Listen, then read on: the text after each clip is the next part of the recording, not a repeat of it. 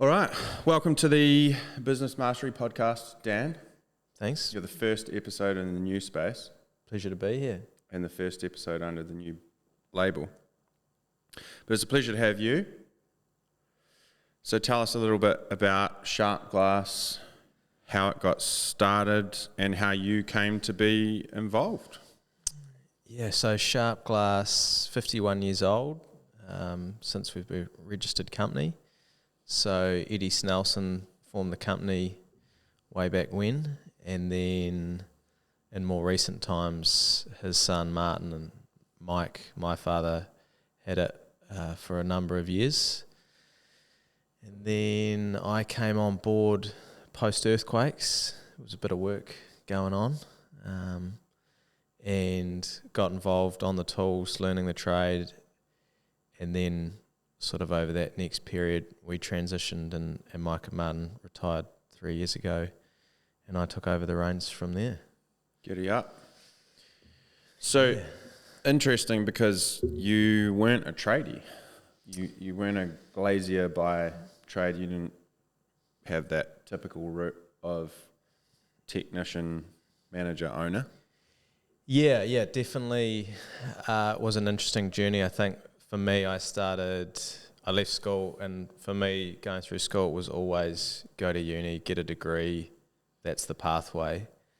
And so that's what I did. Went down to Dunedin for a year and studied down there. Came back to Canterbury and finished my degree up here in psychology, of all things, Bachelor of Science. Not much use, not much use in the glazing background, but and then through necessity, I guess, of things being under the pump with that pretty crazy time, 2010, 2011, got onto the tools and started picking it up, and never really thought that was a pathway for me. It was just something to do while I figured things out. Was that over the holidays, or was that? That was, so September earthquake hit, timed with university finishing up, so just wanted to feel like I was helping in a time where there wasn't really much you could do, I guess. So, and then I purchased a house, which I was lucky to do back then, and then, well, all of a sudden I'm earning, I've got to have a mortgage to pay, so That'll do it. Took on from there, and just kept at it for a few years.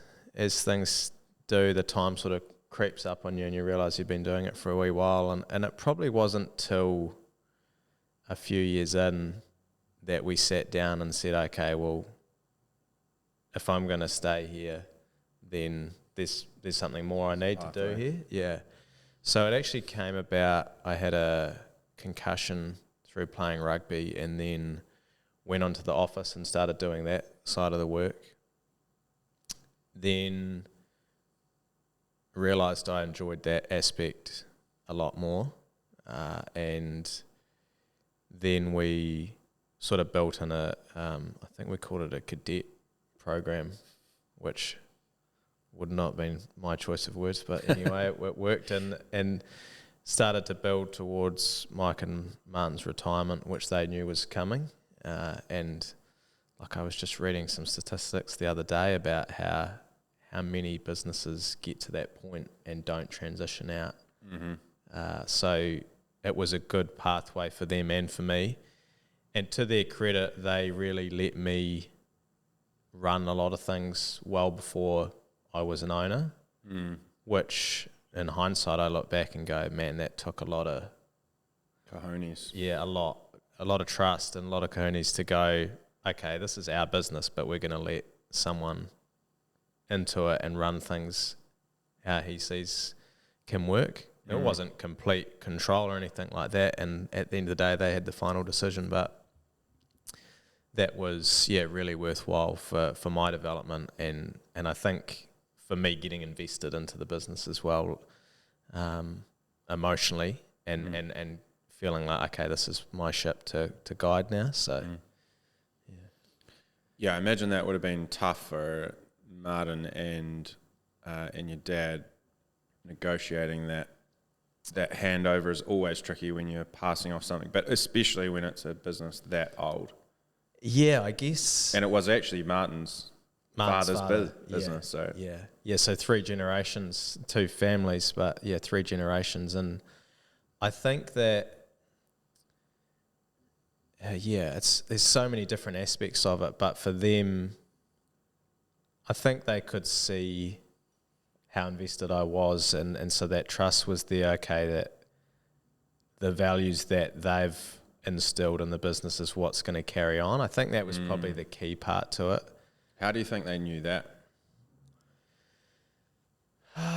It's a good question, because back then we hadn't really talked about that Explicitly. stuff, and we hadn't put it on paper, or certainly we hadn't put it on the walls like we have now. But I guess just how we did things, how we lived, the work, the stuff that we've formalised now really stems back to just the way that we operated and the decisions that we'd make when things didn't. I think for me, it's when things don't go well, it's how you then react to them that shows what the values were. And I guess we'd always talked about that history of how it had been done, but certainly not on the degree of, okay, these are some guiding principles, I guess. Yeah. Yeah, it's interesting, like that whole, as you just said, your values that show up most when you're under pressure. It's easy to talk about these aspirational value statements, but what you actually do when it comes down to it is really what matters most. And so obviously they'd seen that in you somehow. They'd seen you live the values out, their values out, the company values out under pressure, if they weren't explicit. Yeah, I at guess that point. like for me, the examples that I can sort of think of that we used to do was it was always about making sure that the job got done. So like if you're at a job, normally the hours were 8 till 4:30, but I was never the person that walked out the door at 4:31. It was, okay, if there's something that needs to be done, then we get it done, and then we go do what we need to do. And that was one thing that I remember, that it was just how we did it, that if you're on a job at 3:30 and actually there was 2 more windows that the client needs to get sorted, then, well, that's what needs to be sorted. I think as well there's a fairness to that, though, that was always made sure that you got rewarded for that. It wasn't a given that you had to do it, but the expectation is that it's important to the customer to get it sorted, then that's what they're to do, and yeah. Interesting. And so passing the business off to you then, Martin retired before Mike, and then you picked up in conjunction with him, but relatively quick. And I know the inside story, so I'm skipping a few steps here, but it was quite a quick transition from Martin to Mike to you. Yeah, I guess so. I'd say the best thing we ever did was that we had a plan. We sat down and we had some timelines in place, and the plan was always that Martin would retire at a certain point, Mike would stay on, and how we structured that was always a wee bit in the air, but that Mike and I would carry on for another 12 months, and then Mike would retire after that. So we weren't having this huge Drawn out. Yeah. And also that just timing wise for them personally, Martin was at a point where that was going to work better then. For Mike, he wanted a bit longer. So that unfolded virtually as we planned, which is not always the case. But the COVID came along, and that we held off things for a few months there. It was a bit of uncertainty about, okay, what does the shape of the business look like? And in reality, nothing really much changed for us. And in our industry, that was something that was a bit of unknown. But so we had a bit of fluidity around that at that point. But the key was that there were checkpoints in place that we always knew we were heading towards, and everyone was open to that the whole way through. So. Yeah, I was going to say, just reflecting on that now, if you were, because as you said, I think a lot of businesses don't transition well from one generation of owners to the next, whether that's family or not, reflecting on that now, what are the key points that you think you did well and other people should pay attention to, and maybe what on the flip side of that, what are some areas that in hindsight you would have done differently? Yeah, I guess like in the moment, I guess I haven't learnt this lesson yet, but I'm always in a hurry. So I was always in a hurry to get to the next stage. I wouldn't say we drew that process out, but we had plans years in advance of where we wanted to hit at checkpoints, and that gave me enough time to raise some collateral. Obviously, like there's a financial investment to that. Then also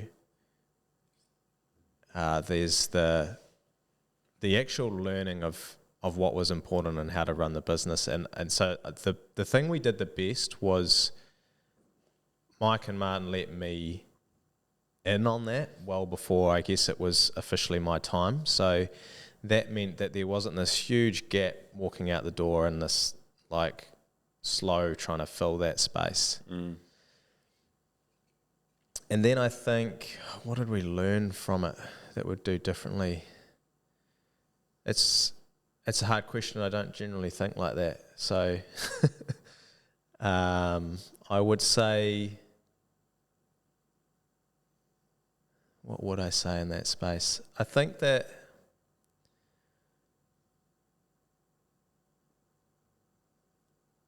I guess with in terms of the relationships, for Martin it was a very clean finish. His date was set in stone. Then for Mike and myself, we had a period where we worked together and we were sort of discussing how that was going to play out. And so that was a much more slower process, not in terms of time, but just in that we would get quite late before we'd go, okay, well, let's do this to create more space. So one thing we did was we brought in an office person who then became an office manager, Lorraine, who's been an amazing addition. And so by doing that, we then could create more space for Mike to move out, and in doing so create more of a gap for Lorraine to fill as well. So what I would say about that is if we had that planned out more in advance, then I think it would have been a bit tighter in some aspects as well. Like, I guess the beauty of what we did was that it then created time for me to work on the business, which is what we're all about, right? And for Mike, that then unlocked this passion for him. Well, this is actually what he'd wanting to be do for the last... He'd want to be working on the business himself for the last 10, 15 years, but never really got to that stage of being able to do it full on. And now that we'd unlocked that, I think there was missing out on that, which is completely fair. And we did some really great stuff together over probably a 12-month period, but I think that's probably the bit that he misses the most. Well, I know it is. And so in hindsight, if we could have gone back further and done that, that would have been awesome. Or if we had had a clear line in the sand, that might have made it easier for him as well, because I think that he's done amazing at stepping back completely now and not having any involvement, but that would have been really tough for him because it was my time, but he'd really unlocked this passion of what he could see and could see what I was trying to achieve.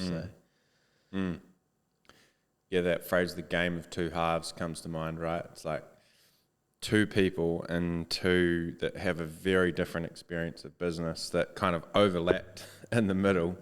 And I think, like you said, it on the one hand, it must be immensely challenging to, and I think props to Mike in terms of the way that he stepped back so gracefully and openly and didn't leave you. It wasn't cut and dry, like didn't just leave you in the lurch, but actually supported you all the way through that. In the same breath, I think it must have been, as you said, really eye-opening for him to go, oh, if only. Yeah. If only. Yeah, absolutely. Like they've both Mike and Martin had run an incredibly successful business for a long period of time, but then we've gone and just put the accelerator down and really had some cool growth in the last few years. And I think for Mike in particular, there will always be I wish I could have done that a bit earlier. I wish I'd figured some of that stuff out.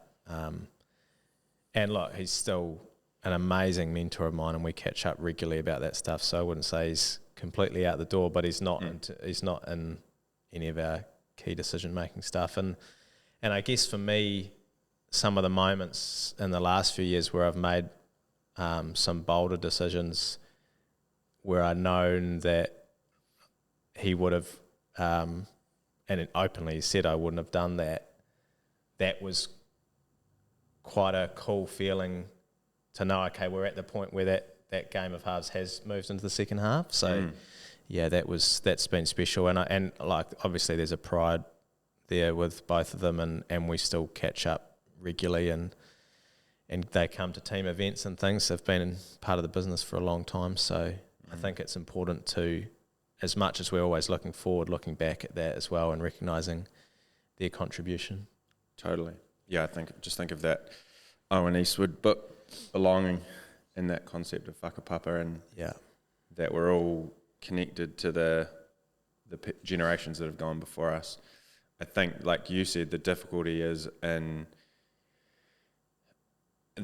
arises when there's egos at play, which is the case for all of us. But when there's one generation seemingly competing against the next with their own ideas about how things should be done, it does become problematic. But I think the way you guys have navigated it's incredible. Yeah, I think like the ego piece was something I recognised early in myself. That I wish there was a light bulb moment, but I guess it happened when I realised that no, I'm not the best person at every role within the business. And so Mike and I in particular had a really strong relationship where we would, when we were working in the same office together, we'd be constantly challenging each other. So there was no room for ego, because ego just blocks the conversation immediately. So we would constantly be saying to each other, well, is that the best way to do it? Is there another way? And I think that fostered, without really being aware of it, the space for the other changes that we made. So I want to just pick up on that thread, because I think that's really critical. The ego around being the best person at the job. Can we just dig into that for a second? And I admire you and Mike, because I think one thing I noticed really early on with you guys was that you both had that. You were both open to challenge, and you welcomed it. You didn't mind pushing back if you didn't agree, but there was an openness. Where do you think that openness came from? For me, there's a few pieces to it. Like in my alternative life, I'm a rugby referee, so there's always a need for really open review after a game. And so if you go into that with ego and sort of tunnel vision, then you'd limit your growth by the biggest factor that you can. I don't think anything else would affect it as much as that. So there's that piece. And then for me, if not more importantly, but certainly a close second, is that there's a huge desire to grow and improve in everything that I do. So again, ego is going to limit that massively. So it doesn't matter what I'm doing. I'm constantly trying to find ways to improve, whether that's refereeing, whether it's the business, whether that's at home, all the stuff's interchangeable. That if I want to be better, then I have to be open to change and to learn from those around me. So that's probably it in a nutshell, I would say. Those two factors have been huge for me, realising that if I want to be better, then I can't let my ego say that I'm already this or I'm already that, or that I'm going to be the best at this and there isn't going to be someone else that can do better. Like for me, within the workings of the business, I always used to think I was the best at organising the jobs. And now I do zero organising of jobs in the business. But at that time, because that's what I did, and psychology tells us whatever we are doing, actively doing, is what we hold to be important, and we're then going to put the value of that higher. So it's a protection piece, right? Like I'm doing this and I'm good at that, therefore it's important. So, well, actually, I realized that it is a hugely important part of the business, but just because I can do it doesn't mean there's not someone else that can do it.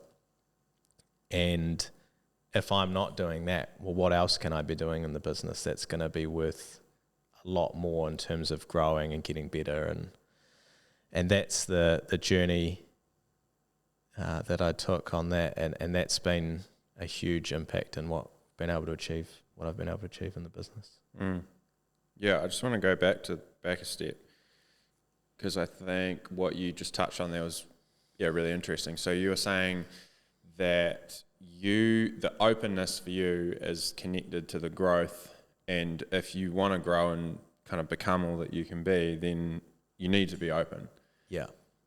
I guess in the back of my mind, I'm just thinking of the owner who's feeling strung out and wrung out and is like, Dan, what are you talking about growing? Like, I'm doing my best here and it's a freaking battle. Yeah.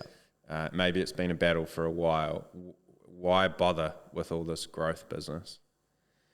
Yeah, I think like the trick with growth, and I say personal, because it starts. Yeah. I think that there's a perception.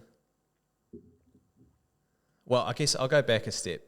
For me, I don't believe I work any harder now than I did when I started this journey. In fact, I know I've got a lot more flexibility with my time than I've ever had. So, and I guess realizing that I don't have to do everything, and that people are going to be as good or better than me at a lot of that stuff, that was the catalyst to go, well, what do I want to be spending my time on? And I was fortunate in that the business was always in a strong position. So I wouldn't say I had that day-to-day struggle of trying to keep heads above water, and that grind of that makes these decisions a lot harder, I think. The outcome, I believe, is still the same, but it just makes that decision to jump a lot harder, because you're worried about the what if. For me, the what if was status quo will get better, and if we looped around and end up back there, then okay, we're still okay. But the part of it for me of realizing that I can buy time by employing more people into our team to do the things that I used to do, and realizing then, well, what is my time worth? What can I invest my time in? And sort of testing that early with different roles and leveling up into different stuff that I was doing. It just cascades, and now there's been a heck of a lot of change, but now I'm doing things that I wasn't even on my radar 12 months ago, let alone 3 years ago. So, yeah. So it sounds like on the one hand, this pursuit of growth is intrinsic, and on the other hand, it's extrinsic, because it brings these benefits, but you're also chasing it just because that's how you want to live your life. Yeah, definitely. I think for the first couple of years, it was not results focused at all. It was about improving quality of life. I think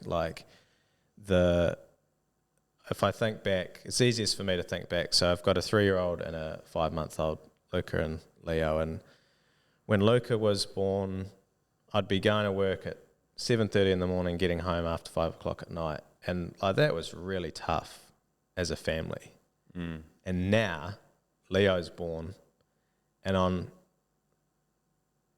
Luca goes to preschool 3 days a week. Wednesday I'm dropping him to preschool, then I head into work after that. On a Thursday, it's our day. I'll take Luca swimming or whatever. So there's flexibility in our day that we didn't have back then. And to me, that's the easiest way for me to recognise how far I've come in 3 years is, well, the quality of life for our family is hugely different now. And I've taken that into as much as I can. Like even with our team, I've wanted to grow the size of our team. And the main motivator for that has been that when I was on call doing 24-hour glazing work, Sharp Glass had 2 on-call glaziers, maybe 3. And so you're doing 1 week on, 2 weeks off, or 1 week on, 1 week off. And that's real tough.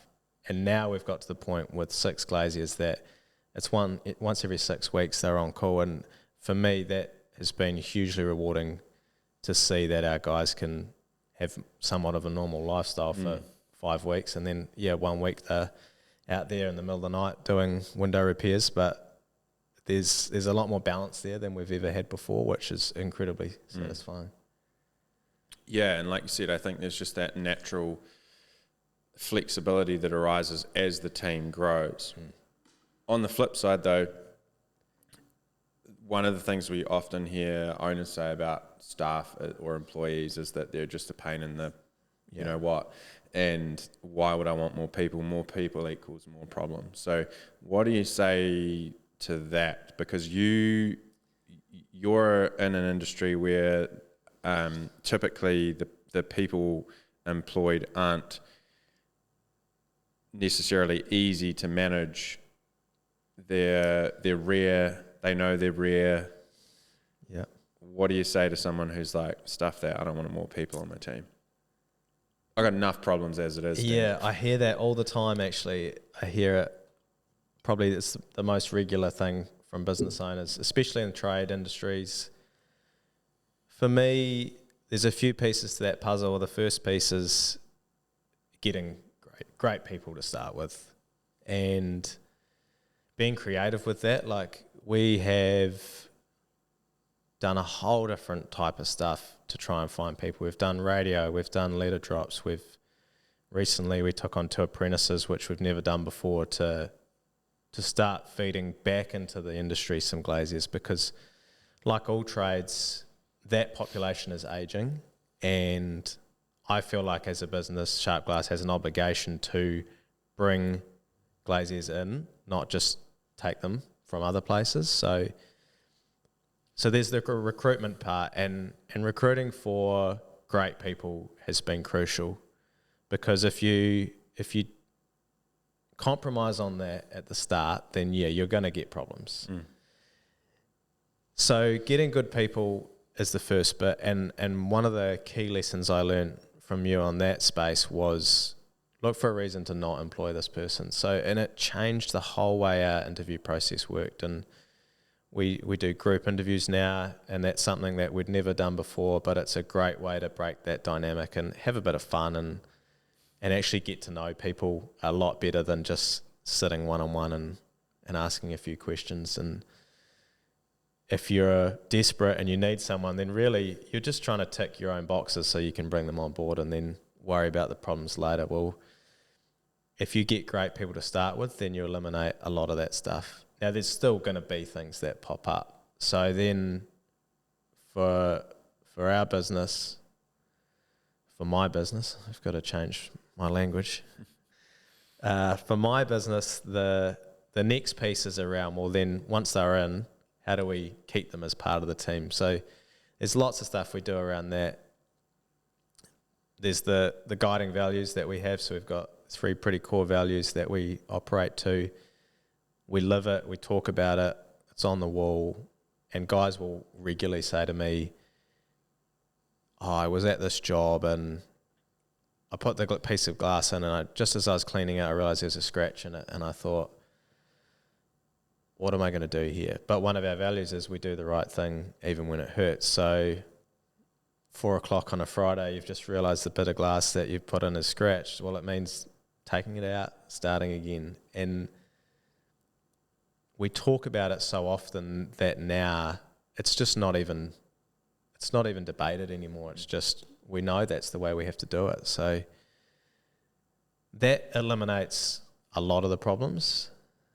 I think that we've got those 3 core values that we live by, and when things get blurry or murky, or when we don't want to know the answer even though we do, then we've got those to fall back on.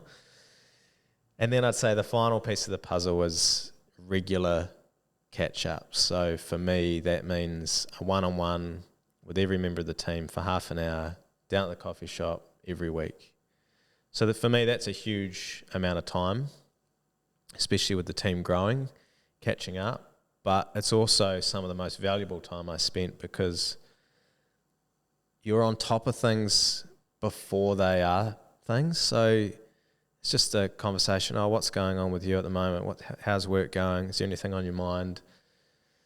The first 5-10 minutes might not get too much. By the end of it, you go, oh, well, actually there is something that's been bugging me. So-and-so said this, or I was at this job and this happened, or even something at home. Like we talk about everything and anything.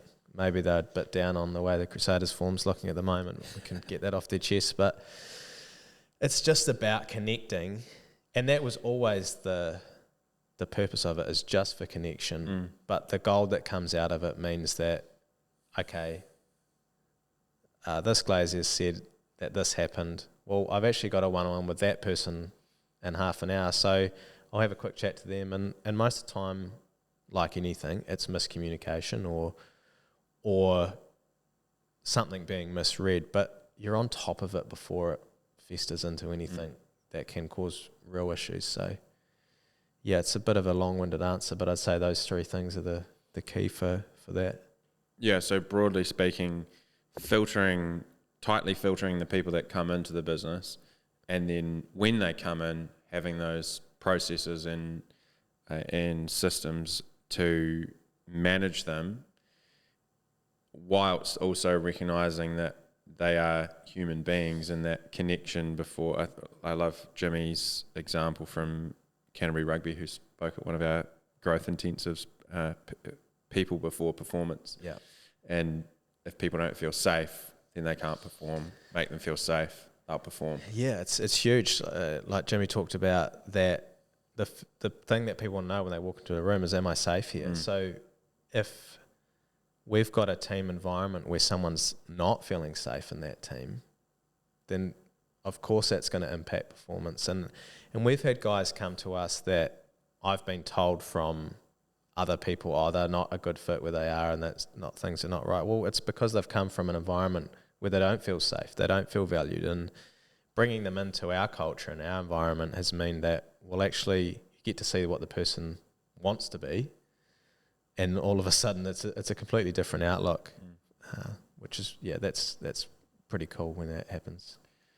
Yeah, it just made me think of that, I forget who it is that says it, but this principle that nobody wants to do a bad job of their job. Like nobody, remember the first day on your new job, like you get dressed up, you've done your hair, you've had a shave, or maybe not in my case, but you go in with the intent of bringing your absolute best to that business. And then what happens over time is that oftentimes performance drops, not increases. And it's usually because of the way the person's being managed. It's because of the culture or the standards of the team. And the standards say, hey, it's okay to just coast along. And we all know that there's no such thing as coasting. It's growing or dying, right? So the result as an employee who over time, their performance and their engagement drops. But what you're doing is the exact opposite. You're bringing in someone who's actually been a little bit beaten up by their previous experience, and then you're lifting their performance as they surround themselves with different people and different expectations. So I'm curious about the one-on-ones though, because that is something that we do within our team. It's something we recommend all our clients do, and it's the first pushback I always get is, oh, that's a lot of time. If you suggest a half an hour one-on-one, even a 15-minute one-on-one, and people go, oh, but I've got this person, that's like 2 hours a week. So what do you say to the person that says, I haven't got time for that? Dan, that's absolutely crazy. Yeah, I think that when I first put this into place, it was in the calendar, but after probably a few months, I realised that it was getting taken out on odd occasions. We weren't prioritising it. And for me, the moment we said, actually, this is non-negotiable, this doesn't matter if it's a pain, because it is a pain sometimes. You've got other things you need to do. You've got guys standing around that want to get onto a job, but they've actually got their one-on-one already booked in. So there's challenges there. But if you don't prioritise that, then what's the message you're sending to your team? If I can't say I've got half an hour a week to have a coffee with each of you, then yeah, what's the message that's sending? For me, when that clicked, I was like, yeah, wow, okay, this is important. And there's weeks when you just sit and have a coffee and that's all you do. You're just connecting, you're just spitballing and talking and checking in with what's happening in their lives, with their kids, with whatever. But there's so many other times when you just get something that you're like, okay, we need to look into this a bit more. And if you go into it with the mindset that, oh, I'm going to get something out of everyone and it's going to make the business more money, and like, no, that's not the purpose of it. The purpose is to have a team that's connected, that is working for each other and is enjoying their time at work. Like, for me, that's really important. And so, yeah, just prioritizing it is huge. So, like, if you're saying you don't have time for that, well, what's more important? That's what I would be saying. Yeah, that's a great question. And I think the metaphor that I think of is that principle of leverage, right? It's what is the greatest form of leverage? It's the people that you have in the business. Yes, technology. Yes, the way you deliver and distribute your product. Yes, testing and measuring. But arguably the biggest form of leverage you have in the business is the people that you have. And so if you are not investing time with them, it's the opportunity cost on that is huge. And I know a surefire recipe for an underperforming business is don't do it. Don't run team meetings. Don't have one-on-ones. Don't connect with the people that you're leading. Don't manage their performance. And then tell me how good the results are. Yeah, and I think that they're all interlocking pieces of the puzzle. So we couldn't have had the changes we've had in our culture and living our values if we weren't catching up regularly, because we're talking about it regularly. So every day they're hearing that message. We've got 2 meetings a week with the whole team on a Monday and a Friday. So they start the week talking about it and they end their week talking about it. We just could not have had the culture of wanting to be better, being comfortable with being called out when things don't go well and wanting to find the learning from that. Like all these things we do now, but if we're catching up once a month, then it would have taken us 5 years to get to the same point that we're doing that. So, and then on the flip side, like I said earlier, that we didn't go about to get these changes to get to the outcome, but that's what invariably happens. And if I ring up a guy, and I keep coming back to that, 4 o'clock on a Friday, if I ring up a guy at 4 o'clock on Friday and say, hey mate, I'm really sorry, but we've got this urgent job that's just come in, we need to do it. If I haven't been prioritising my time with him, connecting and understand what's going on, then the chances of him saying, no, actually get stuffed, then, well, they're pretty high. But on the flip side, if I go, hey mate, I know that your kids have got football practice tonight, so I've asked someone else to go and do this job, because you're aware of the little things that are going on in each other's lives, which matter. You can make better decisions and your team can make better decisions and actually keep some good grace going on there. And I think the other thing I thought of just before when you were talking about the team is that mindset that no one does anything wrong on purpose. Like no one's going out there to stuff up people's days. And like for me, that's another key message that sort of has resonated. And it's when things go wrong or when someone comes in and gives you an attitude or something, there's something else going on there. It's not just people trying to stir things up for the sake of it. And understanding that and framing that when you get into those encounters is huge in terms of going, okay, there's another layer here that I'm missing, and you might not get to the answer then, but if you've got that mindset that people are genuinely good in what they're trying to do, then you generally can get through the day a lot easier. It's that NLP principle of always assume positive intent. Even if the expression of that question or decision is not positive, if you assume positive intent. And sometimes with destructive behavior, even if you think of a kid, when a kid's having a tantrum, oftentimes the intent is, hey, I want your attention. Yeah. The intent is positive, but the expression is negative. And I think that's a trap we make with our team all the time, is we see the behavior and go, they're a shitbag, but in actual fact, the intent might be positive. The expression of for example, somebody in a meeting might always be zagging when everyone else is zigging. The intent is positive because they're trying to bring different perspectives and different ideas because they want the team to be better. Yeah. But the expression might be that they're being contrarian every opportunity they get, and they may need some coaching around times where that's appropriate and when it's not. But yeah, anyway, I'm off track. Let's bring it back. I think that team part is absolutely critical. You've also changed a lot in terms of the way that you understand the business's financial performance. So talk to me about that and what that journey's been like, because as you said, the business was already in a financially sound position, relatively speaking. Yeah. What's that journey been like for you in terms of understanding the economic engine of the business?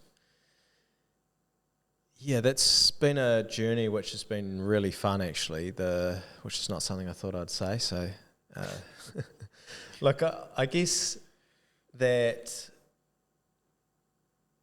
there's been a few key parts of that. And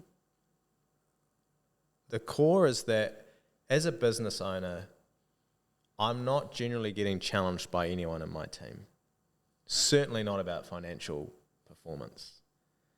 Because there's a comfort in people not wanting to do that, and I think that we try and foster as much of a environment to do that, but it's still not going to happen. And so that's where having coaching has been massive for me. So that's the first part, and then the second part is just actually understanding what's going on with the financial dashboard. And there's been a few key changes in that. Software in particular has been huge for us. We've implemented a job management software that now links with Xero, our new accounting software, and then regular coaching with Gustav around financial performance, and a boardroom environment where I can turn up every month and I have to be accountable to what my numbers say about my performance.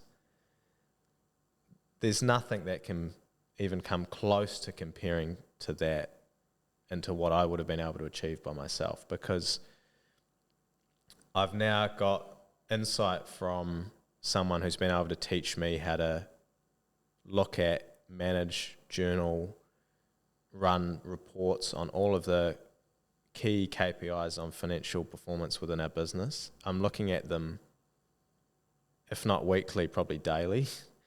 Certainly every month, going on a full overhaul, looking at it, okay, where can we trim to improve our gross margin? Where can we negotiate on our customer base, supplier base, to get improved gross margin? Where can we sharpen up to improve our net profit at the end of the day? Excuse me. So for me, then bringing that to a boardroom environment with other owners who have got different businesses but a lot of the same challenges, that's been massive. And again, it's just that accountability piece for me.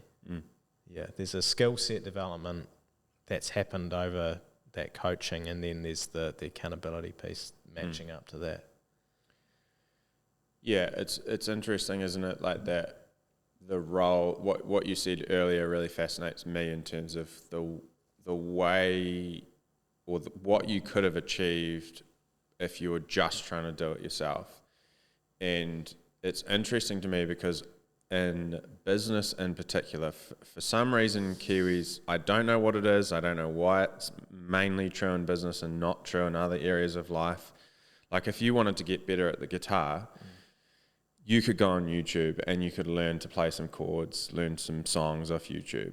But we all know the fastest way to get better would be to enroll a guitar tutor or a coach, whether that's online or whether that's in person. Then, hey, it might be a good idea to join a band. And if you did those two things, and do some performances, right? Like get up and actually put yourself in some uncomfortable positions where that growth can happen. Ironically, in business, support is seen as a weakness, whereas a lot of other areas of life it's not. So I'm curious about how you frame that up, and I guess what you'd say to other people who are battling with that and seeing like maybe it's that ego, maybe it's just nobody else does it that they know, or what you'd say to that. Yeah, I have to think back because I've been in this journey for a while now. It's hard to remember. It's hard to go, well, it's obvious for me now. I think back to the start of our coaching journey, and I didn't believe half of what you said was going to happen. Yeah. But I thought, well, if you're half right, it's still going to be worth it, right? Like, I'm going to learn something along the way. And I thought that it would be, oh yeah, I'll do this for a wee while and then that'll be sweet. I would have learned everything I needed to learn about business. Well, that was wrong. But the thing for me is that I've come from an environment with refereeing as well where I've used to having a coach. I come from a sporting environment where having a coach makes sense. So I don't think I had any stigma associated to it. I certainly didn't see it as a weakness. I can see some people might think that, but I struggle with that a wee bit because if you want to get better, then you put good people around you to help you get better. If you think you can't get better, well then you're damned from the start. So I do struggle with people not just taking the jump and going, well, what's the worst thing that's going to happen? Because I can say that it's hands down changed my life and how the business operates, and the decision to start didn't have to be based on 100% success, but it just had to be based on, well, it's going to be better than doing nothing. And for me, I've tried to get other people involved because I know the difference it's made for me, and I do see that hold back that people have, and I think often it comes to safety. Like, I know what I'm doing now. Yeah, it's not perfect, but it's okay. So I'll just stay in the safe place. And I've never really felt like that personally. I've always wanted to try and challenge myself and be uncomfortable and get better in whatever I'm doing. And so for me, it just made sense. But if you want to try and improve, then I just don't see why you wouldn't do it. But. Yeah, I think you just touched on something there which is interesting, because I think, like you said, you are someone who likes to live on the edge of that comfort zone or just outside it, perhaps. Yeah, maybe. But there is this illusion of safety, right? It's the aversion to loss, which does keep us oftentimes in really unfruitful places in life. And maybe it's that line out of the Matrix that ignorance is bliss, but there's something about the familiarity of the comfort zone that even if it's reaping negative results, we like that. It feels, for some reason, it just feels nice. And yet on the flip side, there's this massive opportunity cost to staying in that place. Yeah, it's a bit like the red pill, blue pill, isn't it?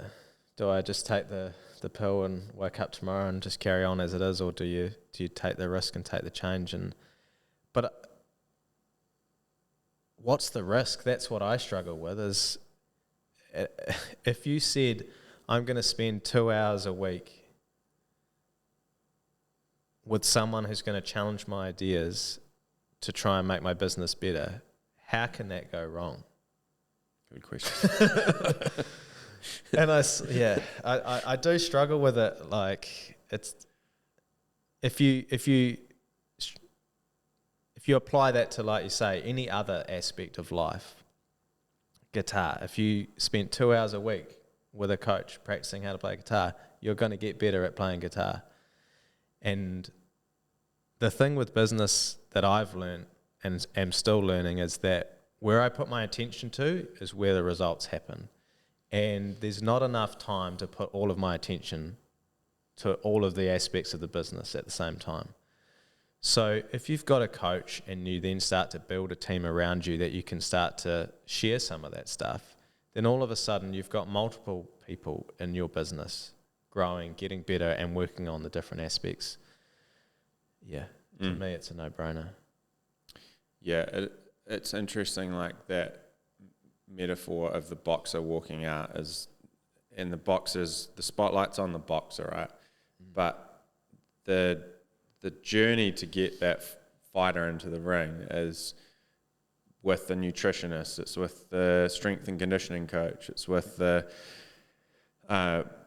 mental skills coach, it's with the pad man, it's with the cut man. It's a complete team effort to get that boxer in the ring. It's not just the boxer. And I think if you look at athlete, I think oftentimes owners, the really good owners to me, the elite owners, treat themselves like professional sports people or professionals, full stop. And so if you look at an amateur athlete from the Olympics, like remember Eric the Eel, that African swimmer, I forget where he was from, but sort of qualified for the Olympics, walks out, no coach, just jumps in the pool and comes last or whatever. But gets slapped. Yeah, gets slapped. And recently there was an MMA fighter or a boxer perhaps that, I forget, I think he was via City Kickboxing, but travelled overseas and competed and got smoked.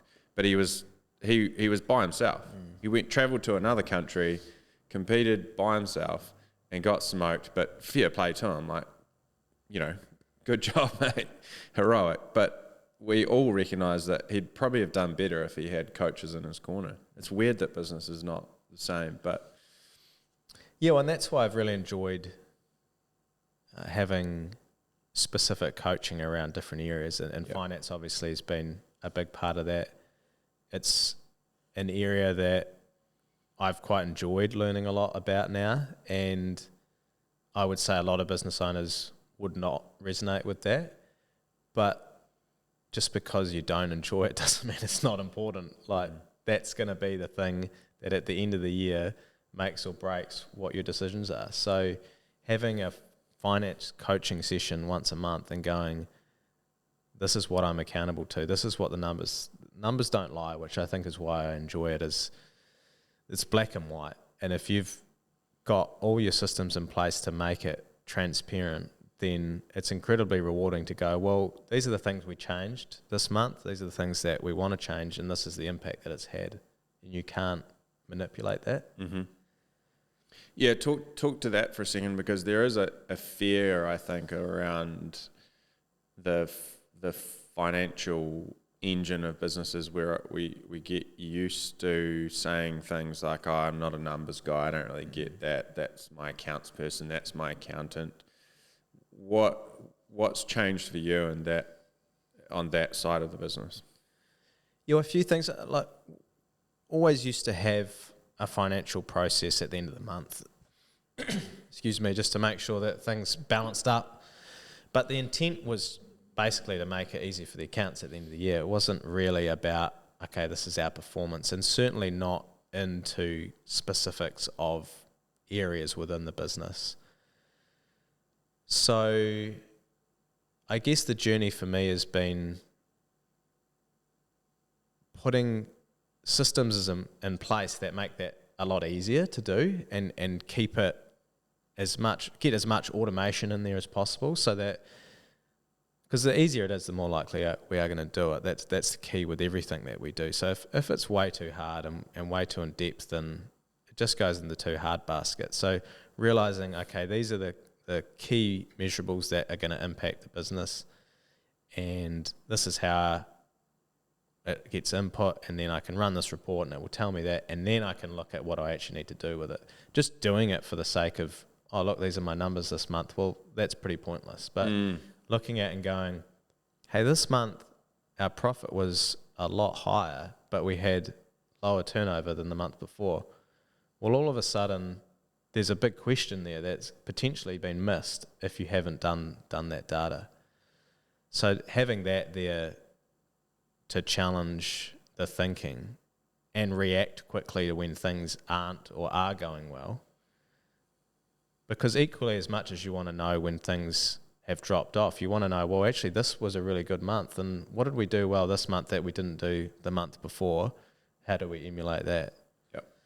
Yeah, exactly. I think, like you said, that it's really interesting that your mindset shifted from, this is just something I have to do, in other words, just a process I have to perform, which is meaningless because it's not actually for you.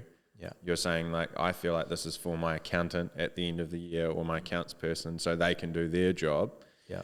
Shifting it from that to, which is basically a pointless purpose, to or a bureaucratic one at least. Yeah.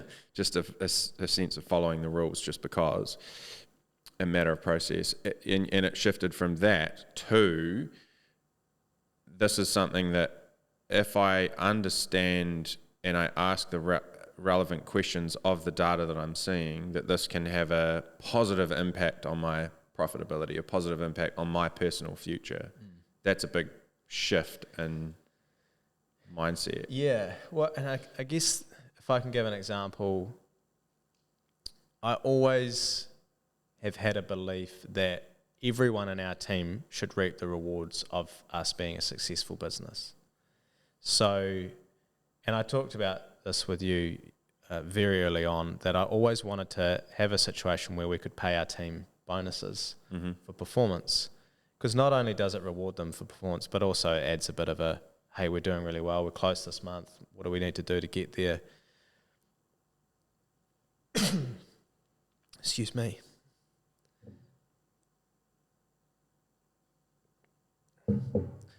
So running monthly reports and seeing day to day, week to week how we're tracking meant that I had the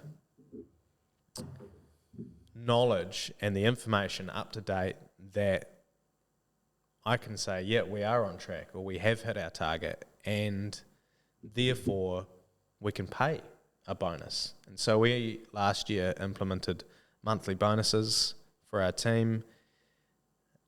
Based on your financial performance. Based on financial performance as a business, and then annual ones as well. And it's a case of going, well, 1st of April, we know where we're at, and we can pay that out to reward the team. And it keeps it, there's nothing like waiting for your accountants to run through your reports and getting something 2 months down the track going, actually, we did all right, or we didn't make any money, but we've just paid out bonuses because I thought we did. That wouldn't have been able to happen without having that financial transparency within the business that we've got now. Beautiful. Yeah, that's really cool. And I think, like, what you're doing when you do that, when you pay out those bonuses, is you're really saying, hey guys, your success is my success, and vice versa. Yeah. But in the same breath, I think that's quite unusual, because the criticism from a lot of employees to their bosses is actually, oh, they're driving this car, they're off to this place doing this thing, and it can feel to them like it's not my success, it's your success. How do you think about that? Because you could be just keeping that extra profit for yourself. Yeah, could. I guess it's values. I guess it just comes down to, I've always wanted to have a business where people want to work. And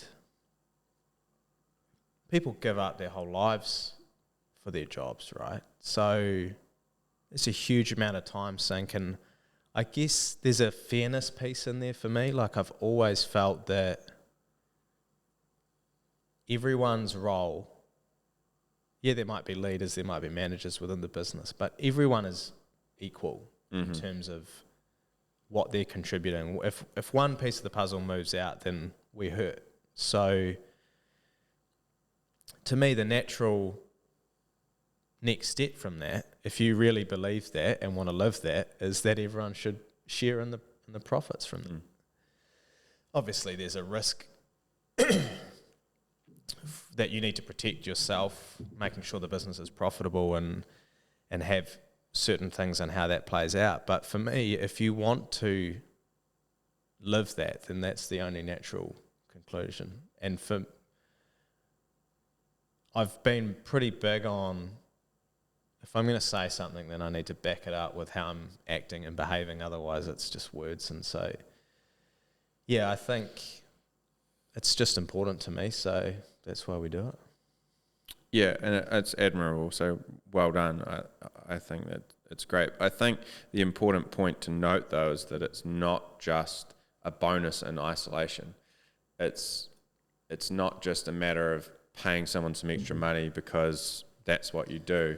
It's cause and effect. It's we've had a good month because everyone has worked hard and we've contributed to the business, so we'll share in that. Mm-hmm.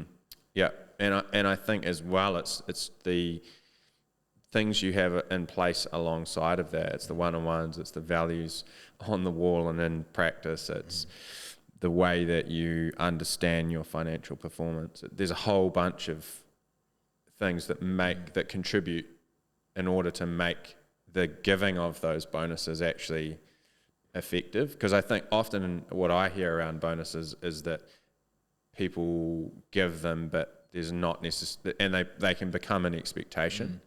Yeah. And then if they become a right, if it becomes your right to get a bonus, and there's not that connection between the shared performance of the group and the shared profits, then or clear expectations around performance and growth and the way we do things around here, then I think that's when they can be ineffective. And yeah, I think that's fair. I think it's all of those pieces locking in together. Yeah.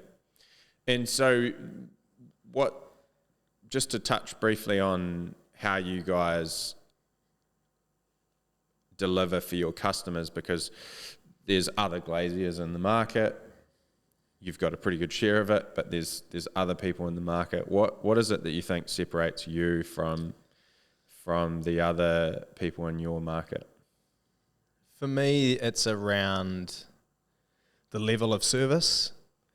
The business is a 24-hour glazing business, so we're there to take a problem and get rid of it, basically. So whether that's a commercial shop front, big double glaze unit, whatever it is, people generally ring us when the shit hits the fan. And most of our core business is people going, this is what's happened, I just need you to sort it out for us. Yeah. And I guess having all the systems in place means that we can feel really comfortable knowing that we can deliver on all that stuff. So for us, it's about giving the certainty of response. Sorry.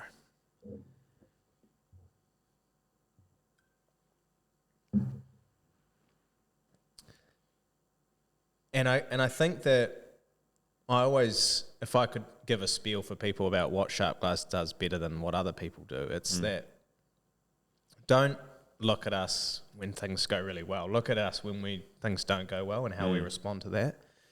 Because we've got a team that won't hide from it. They'll own it and we'll get it right. So it doesn't happen often, thank goodness, but like there's always going to be things that go wrong, a mismeasure, a scratch in the product, an issue with communication. But it's how you then front up and deal with that I think separates us from the others, because we live that and we talk about it, and we're always trying to get better, and if you hide away from that stuff, it just goes under the radar and just builds and builds and builds, and it's a real proud moment for me when one of the team owns something that we would have got away with. Like, that's when it's real. It's like, oh, there's a little scratch in it, but no one would see it, but we're going to rework it. It's going to cost us, but that's the right thing to do. And to me, that's what makes me proud of our team and know what we can deliver.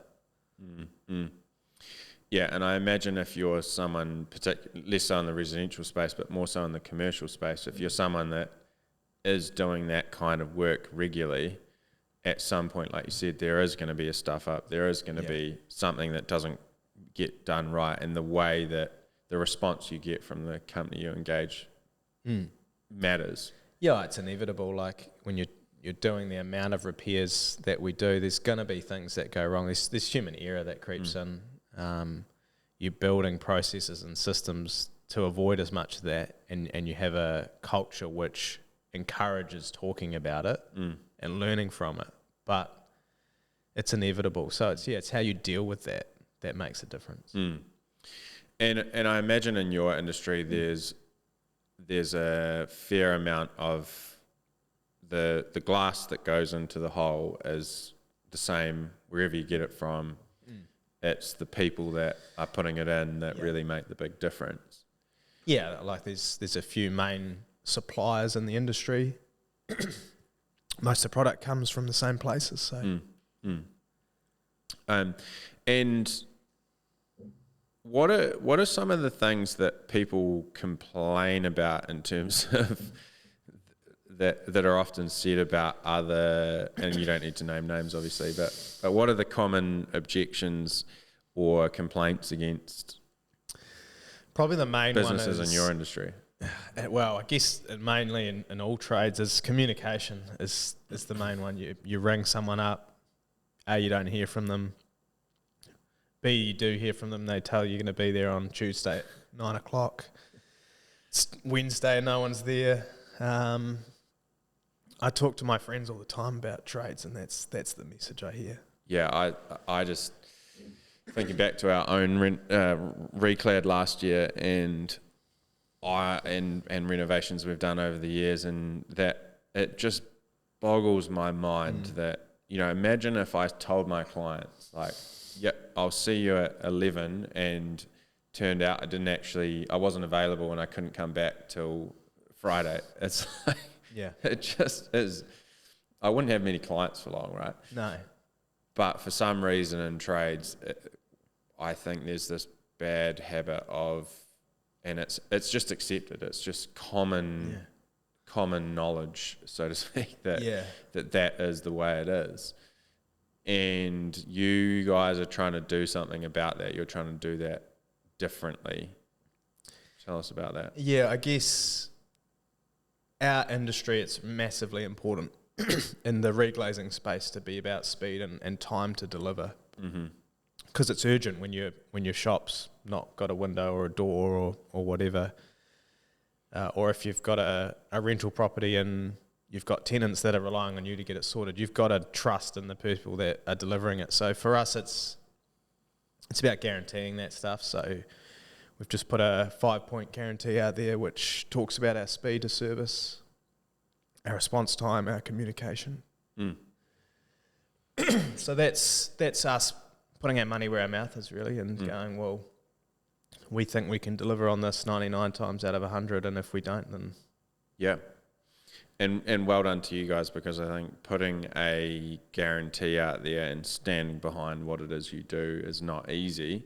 In the same breath, I think when you do it, then the rewards are immediate, because the customer is able to mitigate against any perceived risk, and the choice to choose you becomes easier. Yeah, I guess it's twofold for us. It's giving that trust confidence to the customer, Mm-hmm. but it's also holding us to a high account as well. Mm. So those two factors combined, I think, are going to mean that we can deliver to a higher level than we even are doing now. So Yeah, it'll be interesting to see how the team responds then to now they know that this guarantee is being promised to the customer, how they step up to that or not. I've just noticed the time, and I think we could go on talking all day, Dan. Apart from your fading your voice. failing throat, but let's wrap it up there. And let's finish with, if you could say one thing to all the business owners listening, what would that be if you had one message to them about and let's make this personal, like reflecting on your journey, if there was one kind of piece of wisdom from your experience that you could share with them, what would that be? Oh, there's so many, but probably the one, if I think back, the biggest change for me is understanding how much my environment plays a part in who I am and how I want to be. So really small stuff, like I used to turn up to work in a work van wearing a high vis. I used to go to an office environment full of all the scheduling, all the stuff that was important in that role. But when I realised that I need to be an owner, not a on-the-tools manager, and I started changing my environment, I changed my vehicle, I changed how I dress, stuff that I didn't think was important. I changed where I go to think, where I need to do certain work. It just begins to change how you think about yourself, which is really important to stop those limiting beliefs on who you are and how you operate. So for me, that's the big thing that I guess I didn't believe, which I now believe really strongly. Yeah, I like that. You change your environment, changes the way you see yourself, and therefore what you do, right? Yeah. Nice. Thanks, Dan.